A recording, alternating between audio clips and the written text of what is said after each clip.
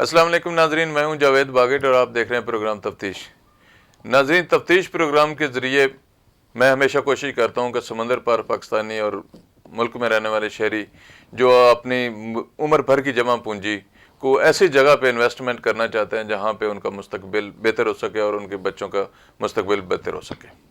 تو ناظرین، میں نے پچھلے دنوں البریدہ ہاؤسنگ پروجیکٹ کے حوالے سے آپ سے بات کی تھی کہ البریدہ سٹی جو ہے وہ کیسا پروجیکٹ ہے۔ میں نے انکشاف کیا تھا کہ البریدہ ایک جعلی ہاؤسنگ پروجیکٹ ہے جو اعلیٰ شخصیات، سیاسی شخصیات کے نام پر عوام کو دھوکہ دینے کی کوشش میں لگے ہوئے ہیں۔ اس حوالے سے میں نے موقف جاننے کے لیے ایوب خان سے رابطہ کیا جو اس کے مالک ہیں البریدہ کے سٹی کے، تو انہوں نے مجھے بتایا کہ میں اپنے موقف میں ڈاکومنٹس کے ساتھ آپ کے پاس آ رہا ہوں،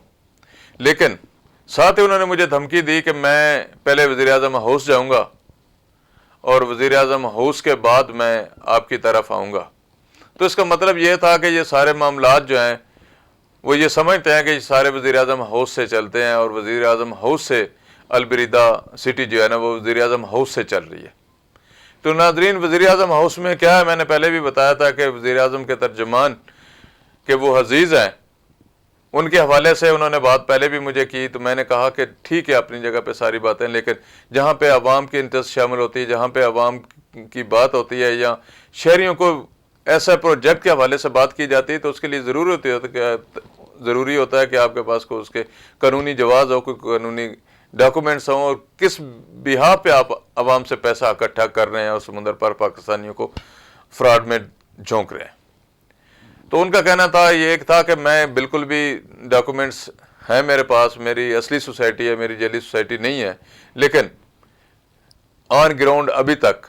نہ انہوں نے مجھے کچھ اس حوالے سے بات کی، نہ انہوں نے مجھے کچھ بتایا، نہ کچھ ڈاکومنٹس دیے۔ تو میری اپنی انفارمیشن جو ہے، جو میں نے اس پہ انویسٹیگیٹ کیا ہے، جو میں نے اس پہ کوشش کی ثبوت اکٹھے کرنے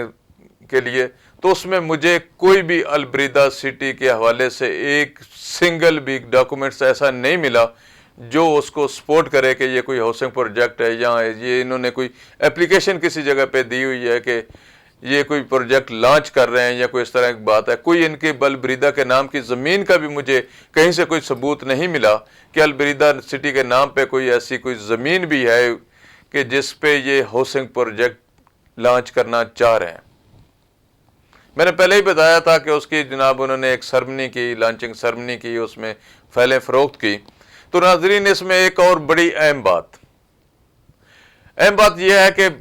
البریدہ کے جو مالک ہیں ایوب خان صاحب، ان کا یہ کہنا تھا کہ میری الہیات والوں سے بات ہو گئی ہے، وہ مجھ سے کچھ فائلیں لے رہے ہیں ایڈجسٹمنٹ کے حوالے سے۔ الہیات کے بارے میں آپ لوگ جانتے ہوں گے کہ وہ بھی ایک بہت بڑا فراڈ تھا، جو فراڈ کر کے لوگوں کو لالچ دے کے پیسے کا اور پیسے اکٹھے کر کے تو خود بیرون ملک فرار ہو گیا۔ تو اب کہا یہ جا رہا تھا، مارکیٹ میں یہ عام بات تھی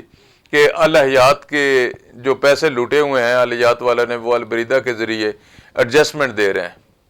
جب میں نے اس پہ پروگرام کیا، میں نے کوشش کی کہ عوام کو یہ بتاؤں کہ البریدہ خود ایک جعلی پروجیکٹ ہے، اس کے پاس کچھ نہیں ہے زمین، یہ ساری ہوا میں کہانیاں کر رہا ہے، اور صرف اگر دے گا بھی تو آپ کو ایک کاغذ کا ٹکڑا دے گا۔ مجھے آج اس حوالے سے انفارمیشن ملی ہے کہ الہیات والوں نے البریدہ سے جو کوئی بات چیت کا ایک سلسلہ شروع کیا تھا کہ آپ کی جو سوسائٹی ہے اس میں ایڈجسٹمنٹ ہم لیں گے، وہ بھی آج بات معلوم ہوا ہے کہ ختم ہو گئی ہے، نہیں رہی۔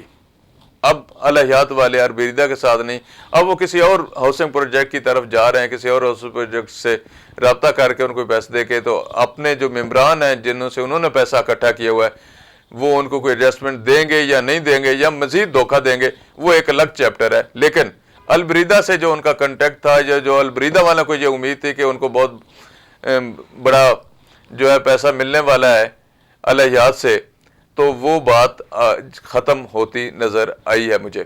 تو ناظرین، یہ تھی وہ انفارمیشن جو آپ سے شیئر کرنی تھی، تاکہ آپ کو یہ اس بات کا پتہ چلتا رہے کہ البریدہ کیا کر رہے ہیں، یا ہاؤسنگ پروجیکٹ کے نام پہ جو لوگ لوٹ مار کرتے ہیں وہ کس طرح سے لوگوں کو دھوکہ دیتے ہیں۔ اب اس میں وہ شخصیات، سیاسی شخصیات شامل ہیں جن کا اگر نام لیا جائے تو میں سمجھتا ہوں کہ ان کے ساتھ بھی زیادتی ہوگی. پتہ نہیں ان کو پتہ ہے یا نہیں پتہ. میں کوشش کروں گا وزیر اعظم کے ترجمان یا دیگر جو سیاسی اور سماجی شخصیات ہیں ان سے بھی رابطہ کرنے کا. تو اگلے پروگرام میں انشاءاللہ تعالی ان کے موقف کے ساتھ مزید انفارمیشن آپ کو دیں گے. اس وقت تک کے لیے اجازت. اللہ حافظ.